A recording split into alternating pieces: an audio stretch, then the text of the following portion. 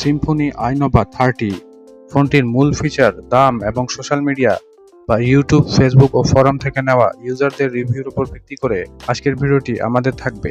বন্ধুরা, আমরা শুধু ফোনের ফিচারগুলো নিয়েই ভিডিও করব না, বরং ইউটিউব, ফেসবুক এবং ফোরাম থেকে নিয়ে ইউজাররা কেমন রিভিউ দিচ্ছে, ফোনের কোনো সমস্যা আছে কিনা সেসব বিষয় নিয়ে আজকের ভিডিওটি থাকবে। চলুন তাহলে শুরু করি অল্প পরিমাণ ফিচার জানিয়ে।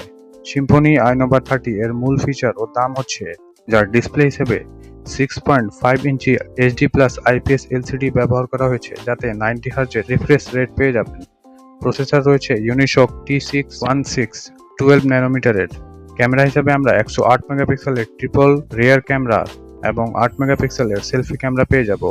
ব্যাটারি ও চার্জিং হিসাবে আমরা 5000 mAh এর ব্যাটারি ও 18 ওয়াটের ফাস্ট চার্জিং পেয়ে যাব। র্যাম ও স্টোরেজ রয়েছে এখানে 6GB সাথে 128GB এবং 8GB সাথে 128GB। যার অফিসিয়াল দাম আমরা পাবো 6GB 128GB ভেরিয়েন্টের 11,699 টাকা এবং 8GB 128GB ভেরিয়েন্টে পাবো 12,699 টাকা। মাত্র 11,000 টাকায় 108 মেগাপিক্সেল ক্যামেরা আর আইফোনের মতো ডাইনামিক ক্যাপসুল ফিচার। শুনতে অবিশ্বাস্য লাগলেও সিম্ফনি তাদের আইনোভা 30-তে ঠিক এই কাজটিই করেছে। কিন্তু আসলে কি এই ফোনটি 2026 সালের সেরা বাজেট কিং?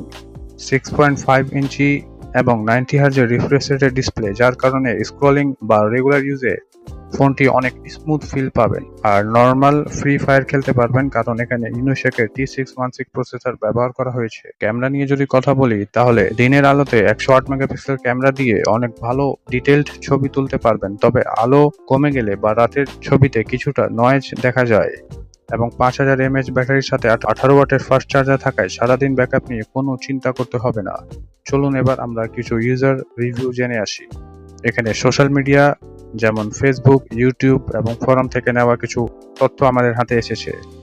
হিটিং ইস্যু, অনেক ইউজার কমেন্ট করেছেন যে একটানা চার্জে রাখলে বা ভারী কাজ করলে ফোনটি প্রায় 48 ডিগ্রি পর্যন্ত হিট হয়ে যায়। এবং ক্যামেরার সমস্যা, কিছু ব্যবহারকারী জানিয়েছেন কিছুদিন ব্যবহারের পর সামনের ক্যামেরার ভেতরে হালকা ধুলাবালি ঢুকছে। এবং ডিসপ্লে প্রোটেকশন, এতে কোনো গরিলা গ্লাস প্রোটেকশন নেই, তাই গ্লাস পেপার ছাড়া ব্যবহার করলে ডিসপ্লে দ্রুত নষ্ট হয়ে যেতে পারে। আমাদের ভিডিওটি কেমন লেগেছে অবশ্যই কমেন্টে জানিয়ে আমাদের চ্যানেলটি সাবস্ক্রাইব করবেন এবং ভিডিওটিতে একটি লাইক দিবেন।